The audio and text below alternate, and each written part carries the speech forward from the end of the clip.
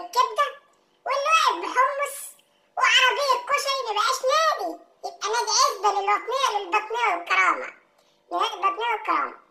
انا نفسي اعمل مشروع داخل نادي الزمالك، اجيب عربيه حمص اقف بيها في قلب النادي عشان الزمالك يكسب.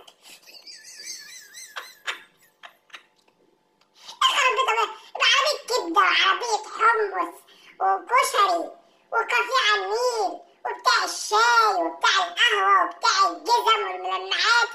يبقى ده نادي يا جماعه، يبقى ده نادي يا جماعه، يبقى نادي عزبه ده، يبقى نادي عزبه، يبقى نادي عزبه ده.